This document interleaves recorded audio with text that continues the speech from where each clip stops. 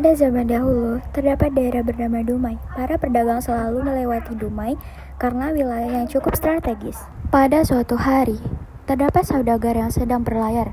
Ia berlayar menuju daerah Kesontahulu.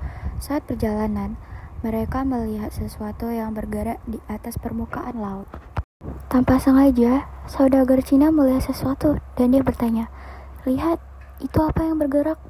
Awak kapal pun menjawab dengan cepat, "Itu bunga bakung yang bergerak, Tuan." "Tidak, itu seekor anak harimau.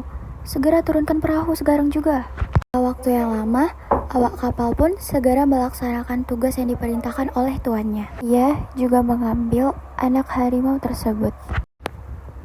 Setelah itu, mereka melanjuti berlayar ke Sontahulu bersama anak harimau tersebut. Di tengah perjalanan, mereka kehabisan tembakau. Mereka memutuskan untuk singgah di kedai Dumai. Dan sampailah mereka di kedai daerah Dumai. Sesampainya di sana, mereka menyetujui kedai yang bernama Siti Zaleha. Saudagar Cina pun menuju ke kedai Siti Zaleha dan ia bertanya, "Permisi, apakah di sini ada menjual tembakau?" "Ada, Tuan. Ada berapa banyak yang Anda inginkan?" "Sepertinya saya hanya membutuhi 1 ikat saja." "Omong-omong, saya tadi menemukan sebuah anak harimau." "Wah, berapa harga anak harimau itu, Tuan?" Lalu, saudagar Cina menjawab, 1 ikat tembakau sudah cukup dengan harga seekor anak harimau tersebut."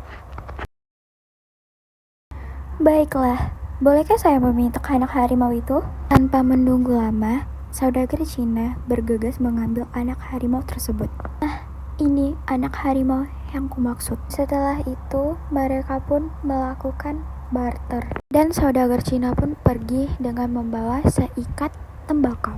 Sesampainya di rumah Siti Zaleha sangat senang dengan anak harimau itu.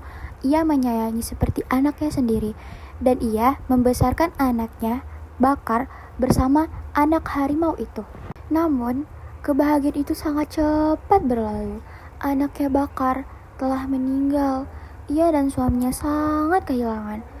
Dan tak lama kemudian, ayahnya juga pergi, meninggalkan Siti Zaleha dan anak harimau. Siti Zaleha berbicara, "Mengapa kau begitu cepat meninggalkan kami?" Siti Zaleha sangat terpukul, karena sebelumnya ia kehilangan sosok anaknya dan kemudian suaminya. Harimau sangat sedih, dan ia tidak bisa dikendalikan. Amarahnya begitu murka, dan ia membanting-banting badannya di atas kuburan ayahanda dan Bakar. "Janganlah engkau membanting badanmu, nak. Segeralah pergi ke bukit mencari seekor rusa untuk dikenduriin malam ini." Dan seekor harimau pun pergi mencari memburu rusa. Tanpa membutuhkan waktu yang lama, ia bisa mendapati seekor rusa dan pergi pulang untuk memberi kepada Siti Zaleha. Berbulan-bulan kemudian, "Wahai anakku, aku mau engkau pergi ke bukit karena aku takut jika kamu marah seperti saat itu dan mengamuk. Itu bisa membuat semua warga takut kepadamu, anakku. Jadi, aku bermohon kepadamu, anakku, silakan pergi ke bukit. Aku akan membawamu." Dan Siti Zaleha pun pergi bersama rombongan untuk mengantar seekor anak harimau itu. Sesampainya di sana, Siti Zaleha meninggalkan pesan, "Tinggallah engkau di sini, anakku.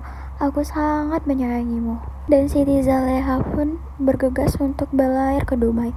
Dan tanpa terkejutnya ia melihat seekor anak harimau itu udah tiba lagi di rumah Siti Zaleha. Siti Zaleha berbicara, "Katakanlah, anakku, apa yang kau inginkan? Apa yang kau inginkan, anakku, agar engkau bisa menetap di bukit? Katakanlah di mimpiku, anakku." Di saat Siti Zaleha tertidur, harimau datang ke dalam mimpi Siti Zaleha. Ia ingin kelambu kuning, tabir 7 lapis, dan minta diarak dengan nasi kunyit pagar telur. Dan keesokan harinya, Siti Zaleha pergi bersama rombongannya untuk memenuhi syarat-syarat yang diinginkan anak harimau tersebut. Dan mereka semua melakukan semua kegiatan yang dipenuhi dengan syarat-syarat yang diinginkan anak harimau tersebut. Dan Siti Zaleha pun ingin menggalikan sebuah sumur. Siti Zaleha menggali sebuah sumur supaya agar anak harimau tersebut tidak kehausan di atas bukit. Konon katanya sumur itu masih berada di Bukit Datuk sampai saat ini. Karena orang dulu pantang menyebut nama harimau, dan dari situlah terbentuknya nama asal-usul Bukit Datuk.